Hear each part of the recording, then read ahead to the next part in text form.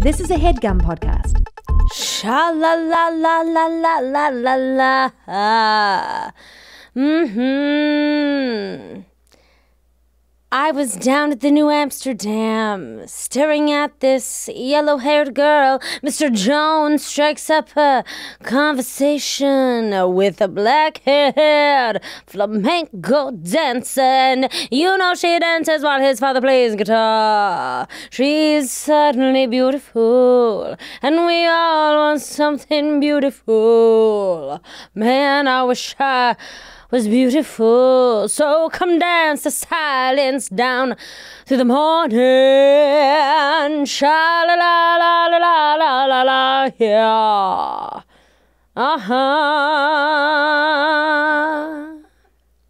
That's my rendition of the first verse of Mr. Jones by the Counting Crows. The year is 2000. What is happening in the year 2000, where I am here to tell you? Survivor is like the biggest show on television, which, you know, we still love. Napster comes out in the year 2000. Pottermania, Harry Potter, the first Harry Potter book, comes out in the year 2000. Huge. Say it with me now.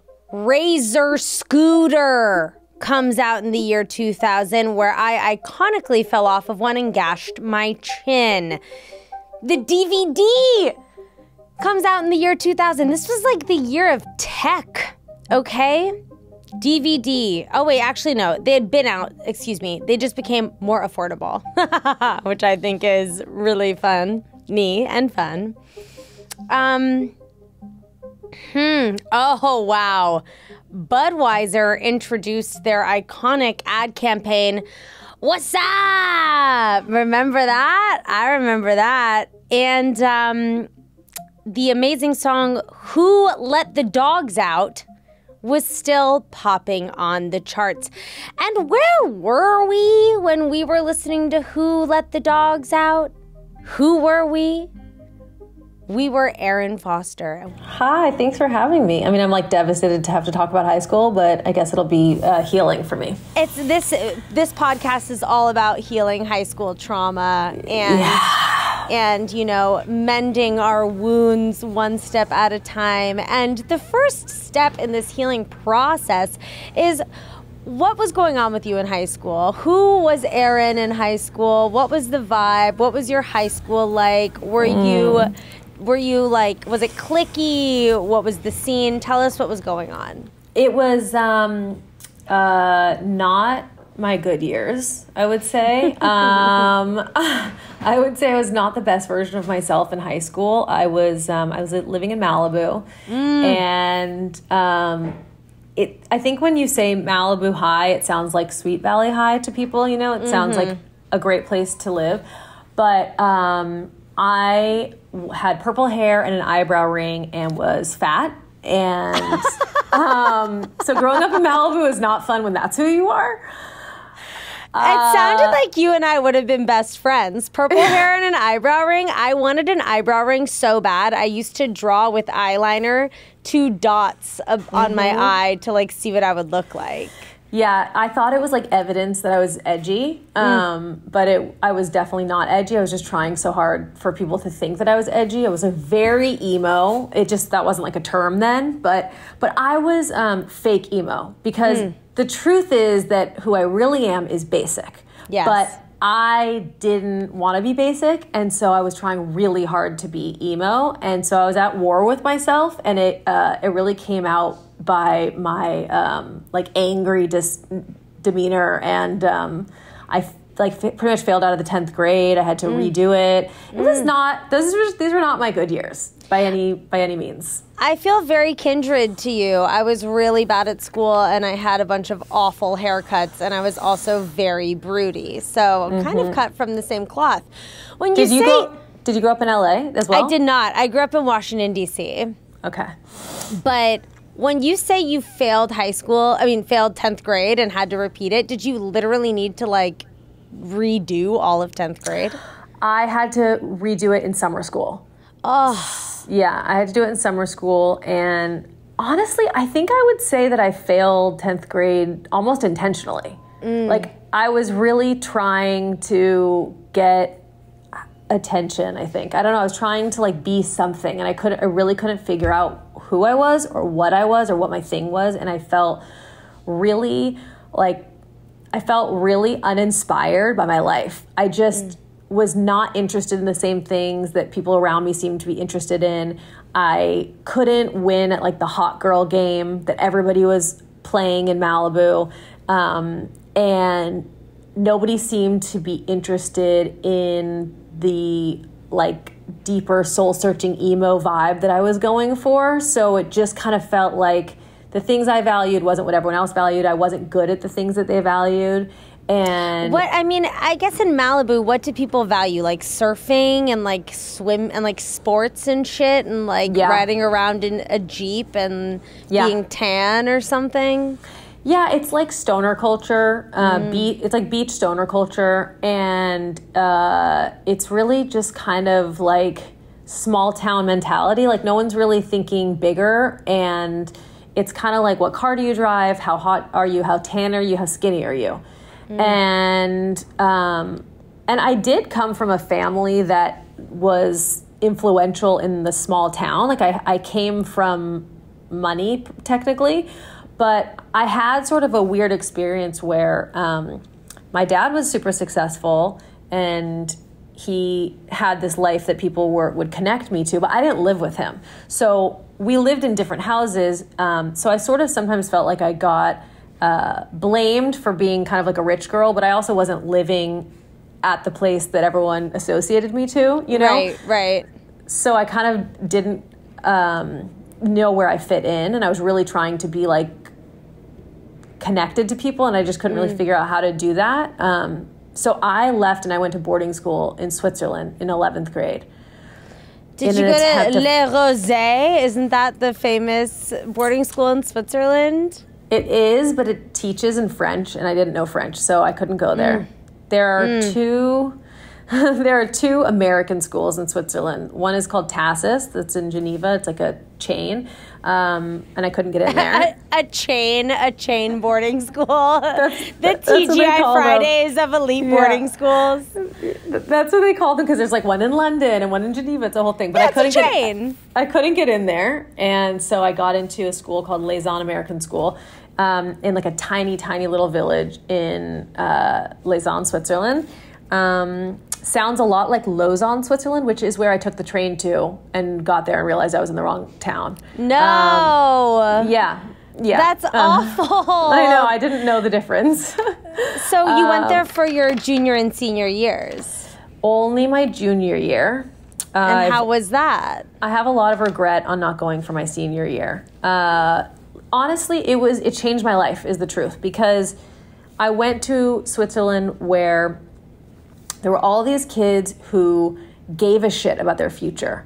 And I had come from this school in Malibu where all of us kind of like had this mentality of like, fuck school and fuck our parents and like fuck the system. And no one gave a shit at what you got on your SATs. No one cared where you were going to college. No one cared about anything outside of high school. It was just about high school.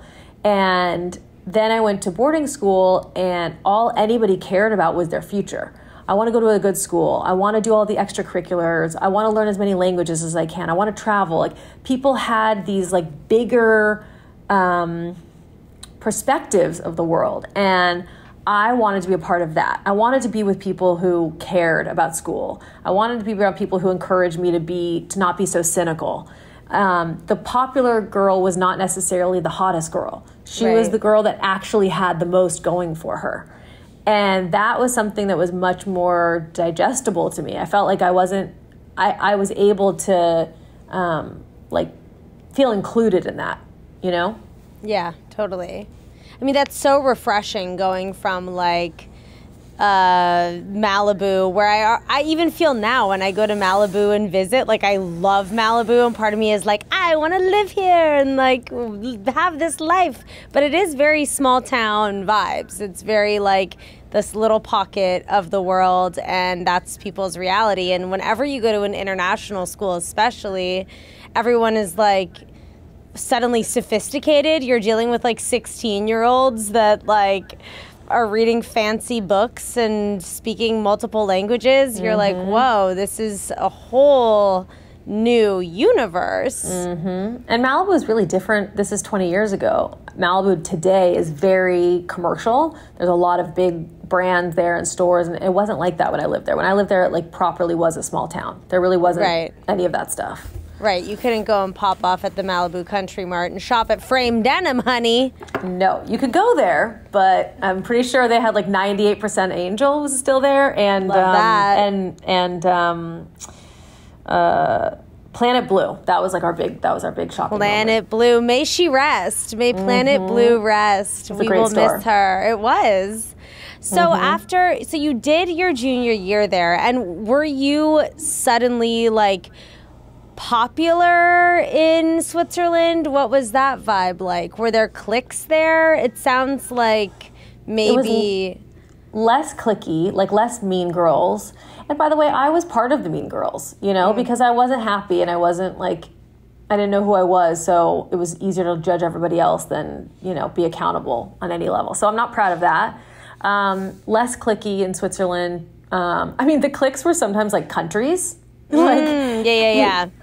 There was definitely there was this crop of kids that from Kazakhstan, and I had seen Borat. I think it had come out yet, or maybe it was going to come out. And when it came out, I was confused by it because my experience was Kazakhstani kids were Asian kids who spoke Russian. And they all drove to school in limousines, between classes, between buildings. They would have limos shuttled around. Yeah, it was wild, and they really stuck to their own circle. And then there was a bunch of Swiss kids that were locals. So there were cliques, but it was sort of a more interesting way of having cliques, and none of them were mean or exclusive. It really didn't have that energy because you really felt like there were all these parts of the world coming together. And so that part was kind of cool.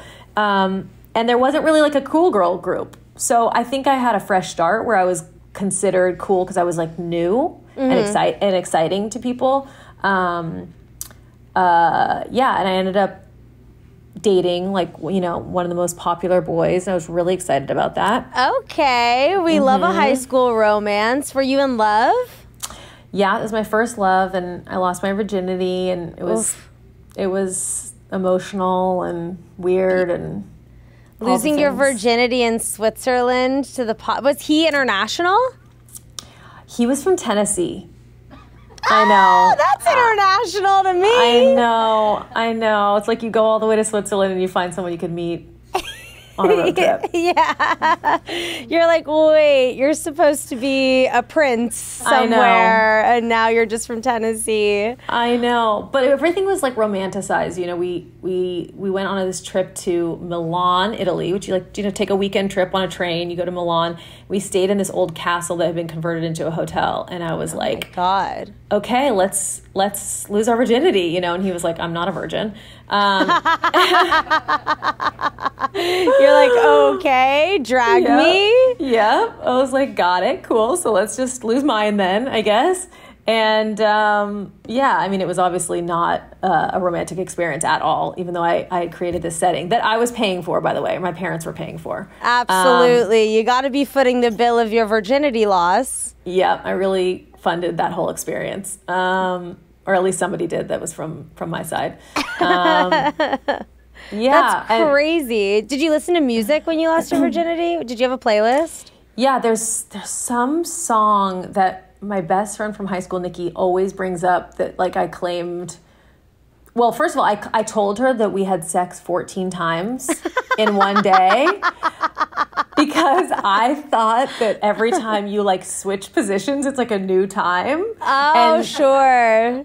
I thought a classic mistake. You reset. Yeah. Still 14 positions? Well, you know what? I think that he was so excited because he didn't expect that was going to happen. And then he couldn't believe that he was getting to have sex. So then he forgot that it was probably something, you're supposed to be sensitive with a girl. It's her first time. And he was more kind of how much can I get out of this? And so it was let's go to the bathroom. Let's go on the floor. Let's go by the wall. And I was like, I guess this is what sex is like, just not fun at all. I mean, I love Sex by the Wall. Sex by the Wall. Yeah, it was Damn. cool.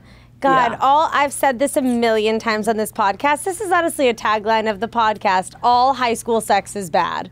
If you're terrible. having sex in high school, and if you're a high schooler and you're listening to this and you think you're good at sex, you're not. Yeah, you're no, not you're good definitely. at sex. And if the girl's pretending to have any pleasure, she is lying. She's lying. Yeah, I it mean- doesn't seem possible. However, now I wonder if there's like more education around like female The education is porn. I mean, that's Yeah. not education. It's like damaging, I'm sure. No, it's bad. I said that I tried to watch porn the other day because I was bored and my husband was gone, and I was like, maybe I'll masturbate to porn.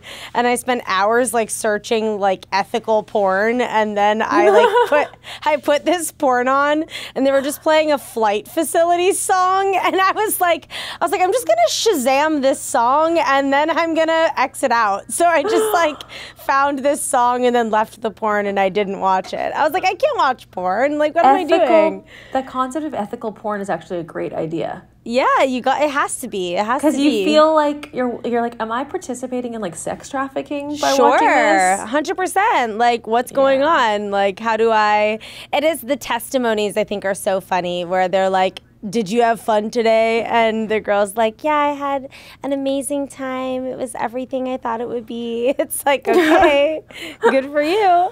Yeah. I had thought that it was going to be a really romantic experience, and he obviously was like a 16-year-old. So like I was 16, he was 17, and the next morning was Valentine's Day. And so I woke up and he was like, oh, I got to get you your present. And I was like, okay, great. And then he like told me to open my eyes, and it was like the shampoo bottle from the bathroom in my hand, and he was like laughing hysterically. He was like, yeah, I didn't get you anything. I was like, I gave you my virginity. You didn't get me anything? He was like, no. And then he thought it was really funny, so he kept like handing me like the Bible that was in the drawer, and then like the pad of paper, and I was like, I might start crying. This is like not what I thought it was going to be at all. Awful. That's so mean.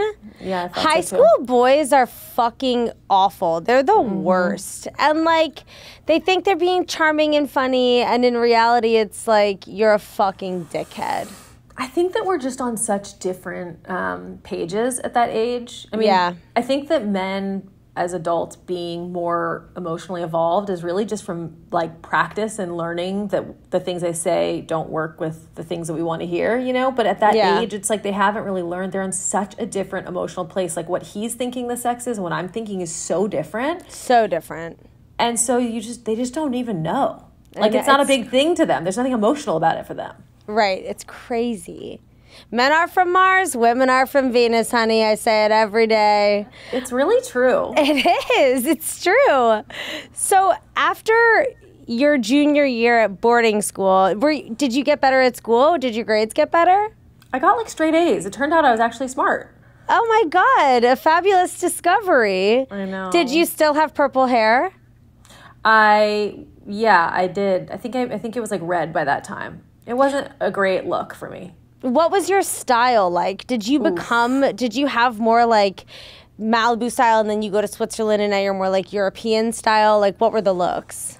It was a lot of the Delia's catalog being sent to me. Love Delia's. So I was really into like thermals and Like a boots. Henley. Yes, loved a Henley. A lot of thermals with like a t-shirt over it, like a long sleeve thermal with a t-shirt over it. Mm-hmm. And like boot cut jeans and Sketcher boots. We love a Sketcher. Mm-hmm. Oh, and also like those little the hairband things that would like. Oh yeah, you know, the ziggies. yes. It would like comb back your hair. Correct. Yeah. And then you had to they were painful to put on sometimes. Mm-hmm. Oh yeah, they like stab your skull. Yeah. And then the little clips everywhere, you know, like little like butterfly clips around my hair, and then chokers that were just like holding on for dear life. Around my thick neck at the time. Those like plasticky weird ones, or like a fabric leather perhaps one. Like a woven, like a thin woven one. Beautiful. And then my jacket I wore every day was an oversized gas station jacket, like a vintage gas station jacket that inside I wore like a fleece, not fleece, but like sheepskin, like lambskin like kind of thing. like a fleece, like a thing. Yeah. A fleece thing. Yeah. That sounds cool. I like your style. Oh, thank you. Was it wasn't consistent? cute on my frame. Was it consistent throughout? Did you deviate? Did you change? No, it stayed that way. It stayed that way for a long time. And I look back and I wish I would have evolved the style at some point. But I just hadn't accepted my basic energy, you know? But you know what? I actually am going to counter your instinct by saying that actually you were basic, because I think that going through the steps of discovering that you're actually basic is not basic at all. Oh, thank you. I think that you need to go through the steps of being like, I don't think I'm this way, and then being like, maybe I am this way. And therefore, it's like fully realized and not basic. Because I think being supremely basic means that you've never ventured outside of the creature comforts that is being basic. Okay, you're right. I think I'm basic adjacent then. Yeah, you're basic adjacent. That's what I'm going to say. Thank you. Where did you go for your senior year, and why did you leave boarding school? So that guy broke my heart and dumped me for a really cool girl who had a shaved head. No. Yeah, it was really upsetting because I actually broke up with him first, and he was very annoying about the breakup, and so I felt good about it. And then I second guessed it, and I thought, oh shit, I think maybe I messed up. I want him back. But he moved on with this girl with a shaved head who was like so cool and really tall and skinny, and she was like she was exotic and like all the things I wasn't, and I was devastated. And so I really unraveled after that breakup, and I like couldn't recover. And so I didn't go back to Switzerland because I was too upset about it, and I didn't want to be, the whole country was going to be triggering for me. So, and you know what, it would have been, and you needed to protect yourself. Yeah, I had to protect my energy. I get it. I too was in a volatile 2 high school relationships. Really? And oh yeah, oh my God, I was like, lovesick isn't even. It was like I was an addict to these people, and not having them made me feel like I was going to die. Oh, yeah. Oh, yeah. And remember that feeling when you'd be waiting for like an email? Like oh, my waiting at God. AOL? Yes. And I'd be refreshing my AOL like every 5 minutes.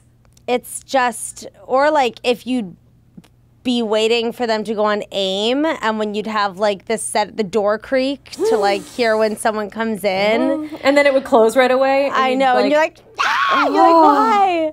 Or when you'd get a text and just like seeing their name appear on like your little flippy phone, it would be like the world. Well, you must be younger than me. I am. When did you graduate high school?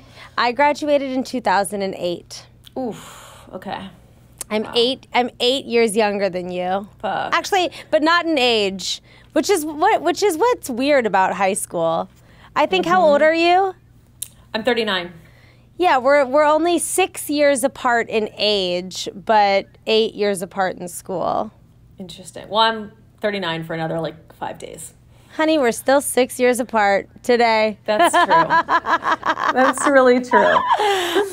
But yeah, like it's being lovesick is just something that is so, I don't know, like seminal to being a teen. It's like it becomes your whole world, and you truly are convinced that you're going to spend forever with this person. Yeah. I'm really envious of people who really didn't develop that kind of intensity in their relationships till a lot later. Because it's so wasted on you at that age. You know, it's not like you're going to do anything healthy with it. No. And it's just sort of destructive, and it really like takes over. And I mean, I guess you can't like regret your personality, but I just like wish that I hadn't, you know, been so susceptible to that kind of devastation. What were your parents like? like, this doesn't mean anything? Did they, like, chime in on your feelings at all? Or, like, because you also have a sister. Was she, like, did anybody come to try and talk sense to you? Or were you just like, no, you don't understand my experience? No, my family was very independent of each other. So there wasn't really like this family unit where anybody talked about each other's stuff at like the dinner table. Everyone was kind of like did their own thing. So didn't really ask any of their advice, I don't think. And Sara and I weren't close at all when I was in high school. She had a totally different journey than I did and was just like not interested in mine at all.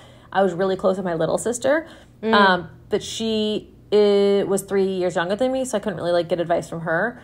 It wasn't, I didn't really get a lot of guidance there, which in some ways, like as an adult, I'm really grateful because my parents are very hands-off people. They're not guilting and they don't like insert themselves or micromanage my life in any way. And they didn't at the time either. So I was sort of left to my own devices to make the mistakes and like figure it out. That's good. I mean, I just remember my mom being like, get your shit together. Her being like, this person's fucking stupid. Stop doing this. Like, your life will go on. And I would be like, you don't know how I feel. Like, you don't get it. And I just wish that I listened to her because she is right. Like, what a waste of fucking time. I agree. I mean, my mom gave me some really good advice when I was 15. It wasn't about boys, but I was 15 and I went to Fred Siegel, Santa Monica to get an outfit for my 15th birthday party. What did you get? I got a tube top and this like brown like denim pencil skirt. Love it. And I was trying on the outfits, and like I said before, I was much rounder at the time, and the outfit wasn't zipping up, and the woman who worked at Fred Siegel was being kind of annoyed about it. Like, well, that's the biggest size we have. And I like had a meltdown in the dressing room. I was like sweating and I like turned bright red and I was like so upset and I started crying and I was like, I don't have a party and I hate my body and I feel disgusting. And my mom was like, Erin, let me explain something to you. You are 15 years old. You are not supposed to peak at 15. This is not supposed to be the best version of yourself that you're ever going to have. You want to peak at 30. You have literally 15 more years to become the version of yourself that you love. So just lean in to the awkwardness of today. It doesn't really matter.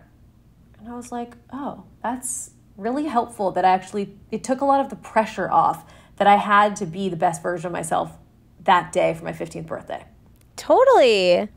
That's beautiful advice. And how do you feel now that you're past 30? Just barely past 30. It's so funny because my husband always asks me, he's like, you're peaking like now, right? Like I have you at your peak. And I'm like, I think my peak was like 32. And that was 3 years before I met him. And he hates the idea that I like peaked that I peaked before him.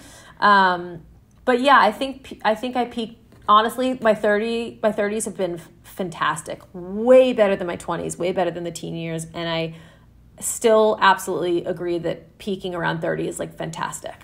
I think I'm going to peak in my 70s. Because when I'm in my 70s, I'll be like, I will have stacked many coins. I will be able to travel the world at my leisure. My husband will have aged like Pierce Brosnan and will be like, sucking and fucking our way through Europe or some shit. I don't know. I hope you guys are doing that at 70. That's amazing. By the way, too. Also, a peak obviously implies that you like it's the top point and then you're downhill after that. I don't think that that's what it really feels like. I feel like, of course, everyone's experience is unique to them, but I feel like you just make such little tiny upward movements. And then when you get to 30, it's like you shoot up to this level of self-awareness and acceptance that is so different than your 20s. And totally. Like it keeps going up from there. I think that like I'm about to turn 40 and I'm like, that's going to be a whole new decade that I hope I feel even more comfortable in my own skin and even more accepting of the truth, of the world and the people around me. Like, I think that you have an opportunity to just that's the goal, right? Is you just keep getting better. I agree. I think my mom always said her 40s were her favorite time in her life. Because I think when you're 40, like you have more of, hopefully you feel that you have more of these things under your belt. Like maybe you're in a more settled relationship, maybe you have a home that you're really happy in, and maybe like the way that you're dwelling in your life feels more at peace or something like that. I don't know. We peak in every decade, I say. Yeah. And with that, we're going to go to a little break, and we'll be right back.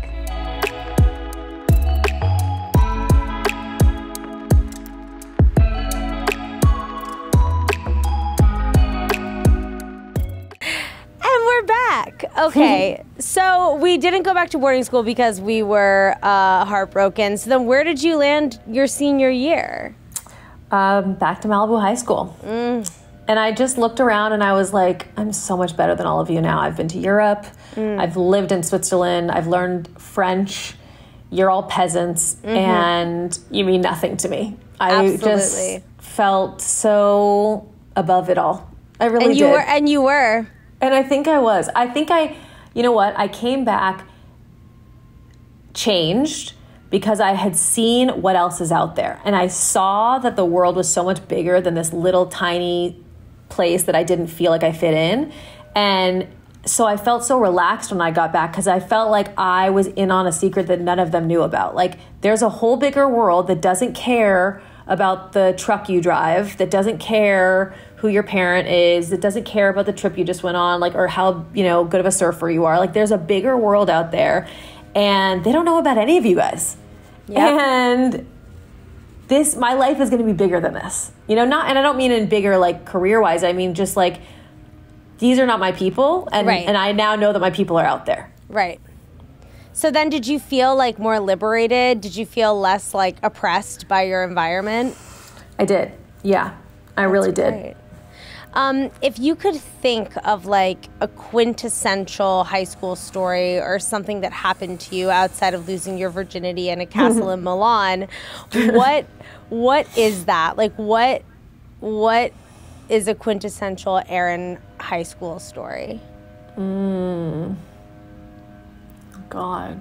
I mean, can I really top losing my virginity in a castle in Milan? I really don't know if you can.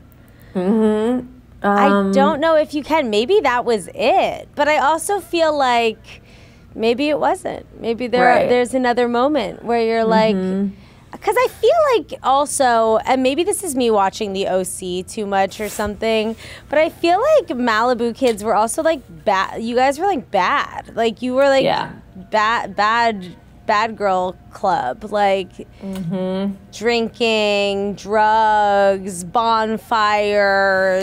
Yeah, I never did drugs. I mean, I really still haven't really properly done drugs. I've never done like coke or anything like that. Like I'm too scared to do drugs, but it was a lot of weed and like acid, which I never did that. Yeah, a lot of weed and a lot of drinking for sure. Yeah, we were kind of bad. Like, I don't know. I don't know if my friends were really doing drugs. I think they were kind of too like scared to properly do. But yeah, it was bad. I mean, I think that's kind of all small town mentality. It's like you really don't have a lot to do, so you just get into trouble. Yeah.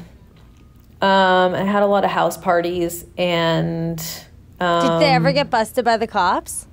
All the time, and it like didn't really matter. They weren't really, messing with anyone. I mean, I remember when I was like in 10th grade, my mom had always said to me, if you're ever out with friends drinking and everyone's drinking, like if you call me and have me pick you up, I'll never, ever, ever get mad at you. Because a lot of kids drank and drove in Malibu. Right. And you're on PCH, so it's like not smart. And Uber obviously didn't exist back then. And so I was in 9th grade actually. And a senior asked me to the prom as a 9th grader, which was pretty cool.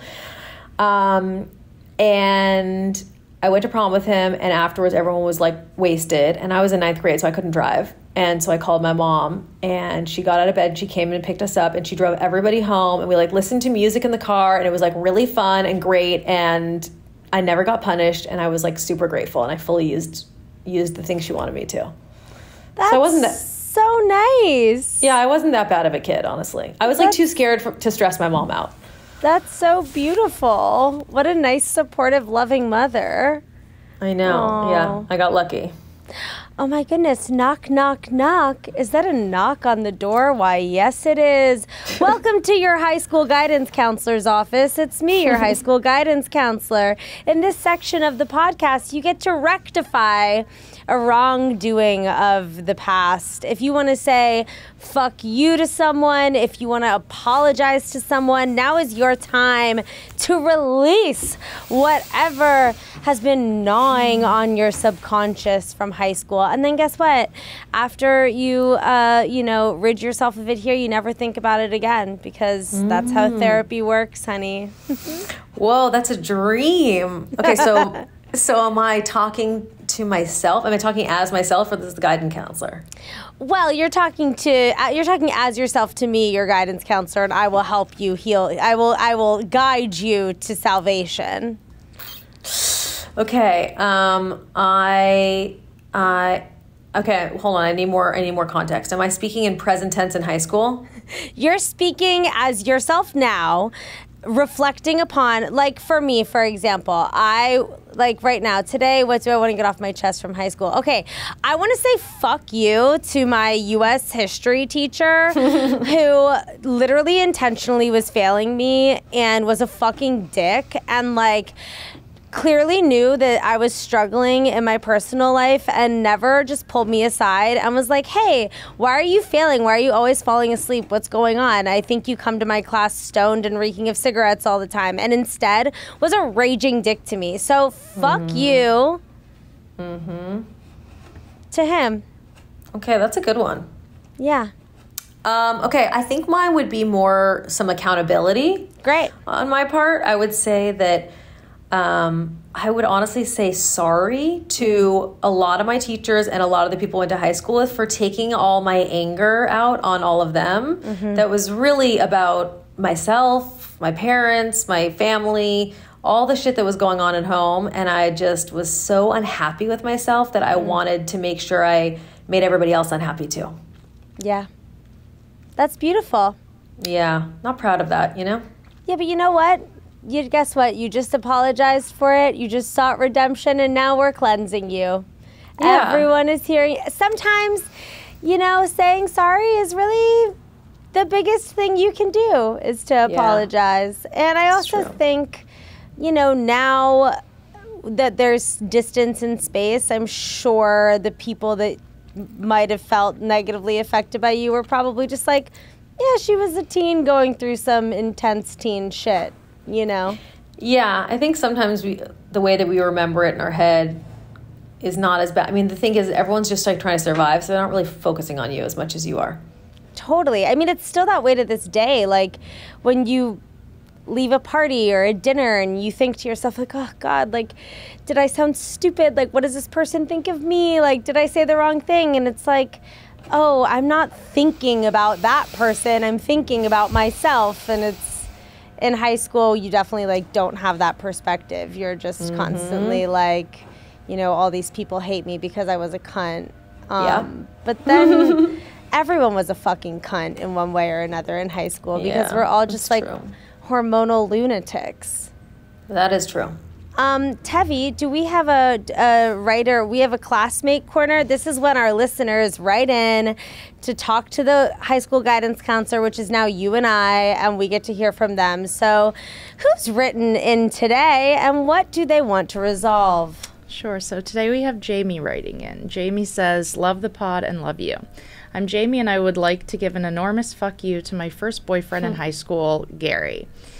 I was really, really shy and deeply closeted in high school, so I kind of just said yes to the first guy that had interest in me.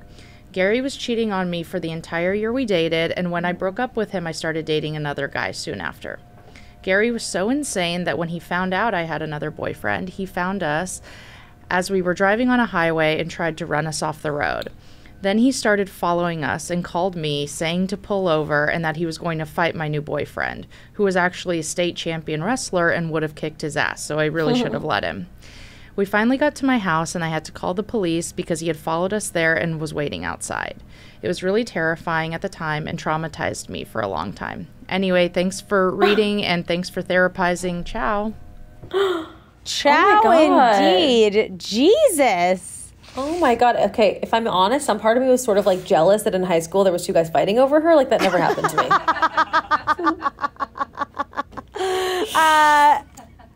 Wow, tried to run you off the road? That's like Yeah, Mark that's- Wahlberg in Fear. Yeah. That's what I'm saying. Like it's a little cool. Well, there was definitely something about Jamie. I mean, that's for sure. That is deeply traumatizing. That's like very real. If that were to happen to me now, I would be freaking the fuck out. Yeah. Fuck him, I guess. But also impressed that you drove these two men to be so incensed over you. Yeah. Hats off to that. You were doing something right. But also fuck Gary for sure. So, I say, fuck you, Gary. I'm going to double down on that. That's really scary. And I hope that you've gotten help because you needed help. And I hope that you have found it and that you are not fucking nuts anymore. Can't imagine Gary is too proud of that moment either. Yeah, can't imagine that Gary should ever do that ever again in Gary's life. Also, his name is Gary, which I know. I was is, thinking, like, who in high school's name is Gary? there are Gary, there are Geralds that become Geralds that become Gary.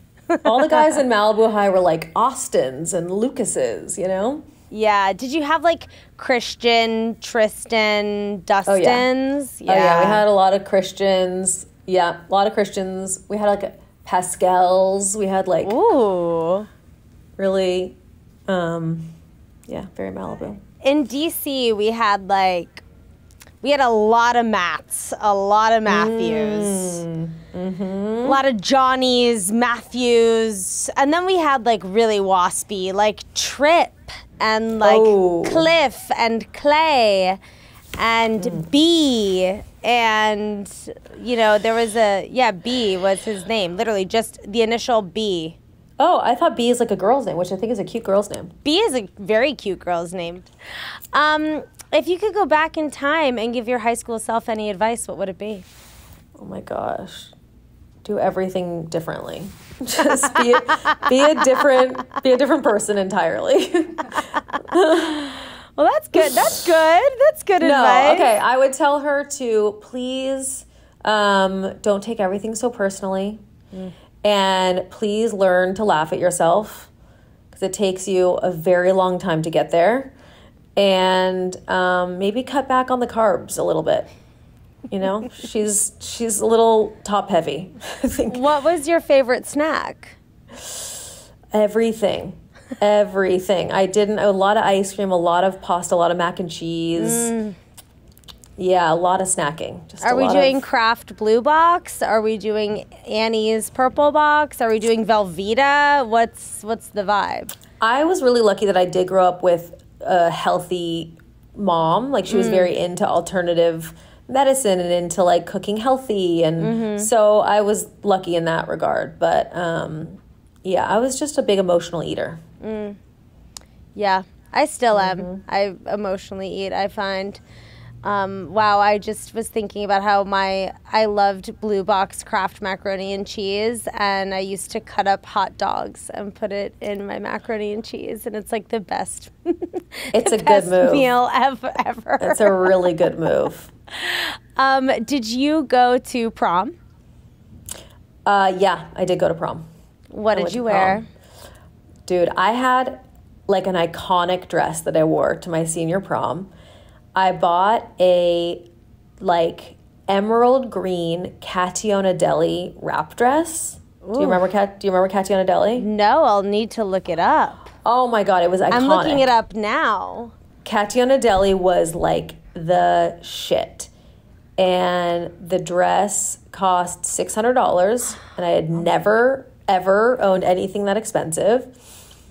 And it became like a famous dress that I wore because it was like so elegant, and like I don't even know how I stumbled upon such greatness so young. This That's beautiful. Hold on, I'm looking them up. Wow. What you said it was blue? It was like an emerald green. Emerald green. Mm-hmm. It was really cool. It was like silk. It was so beautiful. You're going to need to send us pictures. Yeah, I have pictures somewhere, and it was like a beautiful dress. I'll find them. We love that. And our last question of the podcast was, did you have a senior superlative? I, in senior year, got second best looking. Second best looking? Isn't that weird? So weird. It's a really weird one. Yeah. There was like a rank, I guess, like first and second place for a lot of things, and that one I got second place. Katie Phelps was first. Katie Phelps. Oh my God. I think Katie Phelps. Second best looking. That's so funny. That's the funniest senior superlative we've ever had. How hilarious is that? Second best looking. It's like okay, thanks, but also like rude. Yeah, I would like really couldn't decide how I felt about it. I was like happy to be in the running, but like would have rather, be first, obviously. That's so funny. Yeah, wow. It was pretty funny. Oh my goodness. Erin, thank you so much for coming on the show. It's been such a treat chatting with you. I'm so happy you agreed to delve into your high school history with us. It was traumatic, but I think healing at the same time. It's healing. Sometimes you got to chat about it with someone else to be like, oh, that was so stupid, and now I'm so amazing, and yay. Yeah, exactly. Well, it was so fun. I really like doing this. Thank you for having me on. Of course. Where can my little listeners follow you and find you and see more of your gorgeous face? Your second best looking face. I should have that on my Instagram profile, second best looking. My Instagram is just my name, Erin Foster. There you go. Follow Erin Foster. Yeah, please do. And thank you so much for listening to my podcast. If you have something you want to get off your chest, please email us at seniorsuperlativespod@gmail.com. Thank you so much for listening. Only give me 5 stars. Only give me positive reviews. I don't like negative things. I'm sensitive. And as I say every week, stay cool, never change. Until next time, bye. That was a Headgum podcast.